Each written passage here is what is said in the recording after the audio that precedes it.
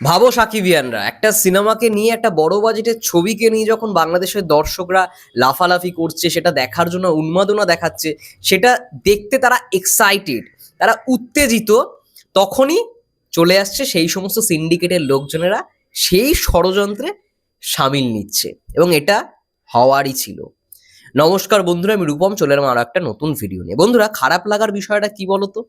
যখন বাইরের প্রডিউসার দেখছে যে এরকম একটা ইন্ডাস্ট্রি, সেখানে বাংলা ছবির কোথাও গিয়ে চলটা কমে গেছে, দর্শক যেটা চাইছে সেটা পাচ্ছে না, তখন তারা এরকম একটা মতিগতি নিল যে হ্যাঁ, এরকম একটা ডিসিশন, বড় ডিসিশন, রিস্কি ডিসিশন, তারা বড় সিনেমা বানাবে। এবং শারিন ম্যাম আর আজিম হারুন স্যার, তারা মালয়েশিয়ান প্রডিউসার, বাংলাদেশে তারা থাকতো কিন্তু মালয়েশিয়াতেই এখন থাকে, ঠিক আছে? তো তারা এইটা এই কারণে ডিসিশন নিয়েছে যে বাংলাদেশে বড় ছবি তো হয় না, এবং যখন করবে মেগাস্টারকে নিয়েই করবে, এবং বড় ছবি যেটা দর্শক চাইছে, যেটা কোথাও গিয়ে বাংলাদেশের ছবির মধ্যে খামতি রয়েছে, তার জন্যই বরবাদ তারা করেছে। এবং এটাই খারাপ লাগার বিষয়, তাদের প্রথম প্রচেষ্টাতেই এত বাধার সম্মুখীন।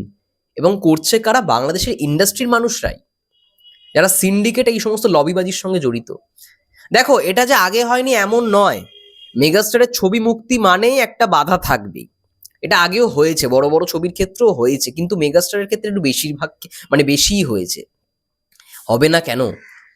বরবাদ যখন এই সেন্সর বোর্ডের আগে বিএফডিসি কিছু মানুষদের দেখানো হয়, তারা যখন দেখে, তাদের থেকে যখন রেসপন্সটা পায় কিছু ওই সিন্ডিকেটের মানুষজন, বুঝে গেছে তো বরবাদ যেরকমভাবে শ্যুট হয়েছে, মানে এটা তারা পারবে না। এবং বিএফডিসির দাবি কি না, বিএফডিসির লোকেদের নিয়ে কেন কাজ করা হয়। আরে, একটা জিনিস মাথায় তো ঢোকানোটা দরকার, বা এটা তো বোঝাটা দরকার যে সব সিনেমায় ভাই সব কিছু সবার জন্য নয়। আজকে আমি একটা সিনেমা আমেরিকাতে শুট করব বা একটা সিনেমা মালয়েশিয়াতে শুট করবো, তখন কি বিএফডিসির লোকদের নিয়ে করতে হবে? এমন তো কোনো লেখাপত্র নেই। হ্যাঁ, বাংলাদেশে শুটিং করতে গেলে আমাকে বিএফডিসির লোক নিয়ে করতে হবে, এটা একটা ঠিক আছে। ভাই, তারা চাইছে না, তারা চাইছে না। এবং হয়তো রুলস অনুযায়ী তারা কিছুটা করেওছে। বাংলাদেশের লোকদের নিয়ে যে শুট করেনি বা অভিনেতাদের নিয়ে শুট করেনি এমনটা তো নয়, শুট করেছে। এবং পরিচালক, তারপর প্রডিউসার, তারা নিজেরাও বলেছে দুই বাংলা থেকেই লোকরা কিন্তু মিলেমিশে কাজ করেছে। টেকনিশিয়ানস দুই বাংলা থেকেই ছিল, আমাদের এপার বাংলা থেকে বোম্বে থেকে ছিল, ওপার বাংলা থেকে বাংলাদেশের মানুষরাও ছিল। তো এইখানে বিএফডিসির দাবি এরকম যে কেন তাদেরকে নিয়ে কাজ করানো হয়নি, এবং ষড়যন্ত্রটা ভাবো, একেবারে পুরো আটকে দেওয়ার চেষ্টা, বরবাদকে রিলিজ দিতে দেবে না। গতকাল থেকে একটা খবর শুনি আমি জাস্ট অবাক। অন্তরাত্মা ছবির নাম চলে আসছে, বরবাদের নাম আসছে না সিনেমা রিলিজের সময়। হল মালিকরা বলছে অন্তরাত্মা কিন্তু নেওয়ার চান্স রয়েছে। এবার যেই সিনেমার ডাবিং কমপ্লিট নেই, সেই সিনেমা কি করে হচ্ছে আমি জানি না। অন্তরাত্মা ডাবিং আই থিঙ্ক কমপ্লিট হয়েছে কি হয়নি, হতেও পারে হয়ে গেছে, তার জন্য এরকম একটা প্ল্যান। যেমনটা আগুনের ক্ষেত্রে হয়েছিল, আগুনের তো ডাবিংই কমপ্লিট হয়নি। তাহলে ভাবো, পরিস্থিতিটা ভাবো জাস্ট। কিছু মানুষের সহ্যই হচ্ছে না যে এত বড় বাজেটের ছবি হয়েছে বা হচ্ছে, কারণ তাদের ছবিগুলো কেউ দেখবে না বলে। এছাড়া কি বলতে পারি, তোমরাই বলো না। তাদের ছবিগুলো দেখবে না বলেই বরবাদকে আটকানোর চেষ্টা, কিন্তু আলটিমেট কিচ্ছু হবে না। মেগাস্টার যতদিন আছে না, ইন্ডাস্ট্রি ততদিন টিকে রয়েছে। মেগাস্টার সরে গেলে ইন্ডাস্ট্রির পতন সেই দিনকেই হবে, এটা আমি লিখে দিতে পারি। কারণ মেগাস্টারের ছবি ছাড়া বাংলাদেশের অন্য খুব একটা নায়কের ছবি কেউ দেখে না। সে যতই গল্প ভালো হোক, যতই কিছু হোক না কেন, একমাত্র ডিরেক্টর রায়হান রাফির যদি ছবি আসে বা সিনেমা আসে, সেটাকে দেখার একটু প্রবণতা দর্শকের রয়েছে। তার উদাহরণ আমরা পেয়েছি পরাণেও, তার উদাহরণ আমরা অনেক সিনেমায় পেয়েছি রায়হান রাফি স্যারের। কিন্তু একটা মেগাস্টার, তিনি একজন মেগাস্টার, শাকিব খান একজন মেগাস্টার। তো তার সিনেমা যদি হলে কোনো হল মালিক যদি চালাতে না পারে না, সে সিনেমা হল বন্ধ করে দেবে। সে সিনেমা হল বন্ধ করে দেবে, কারণ ওই দুটো ঈদেই মেগাস্টারের যখন ছবি আসে তখনই তার লগ্নিটা হয়, বাকি দিনগুলোয় হয় না। এগুলো তারা যে কেন বোঝে না বা কি করে আমি বুঝতে পারি না। আজকে যে হলই যদি উঠে যায়, তাহলে সিনেমা বানিয়ে কি লাভ?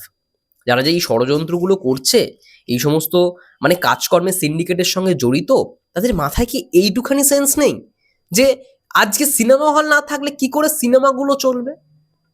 আর এটা বড় ছবি হচ্ছে ভাই, ইন্ডাস্ট্রি তো ভালো, পরবর্তীকালে আরো বড় ছবি হবে।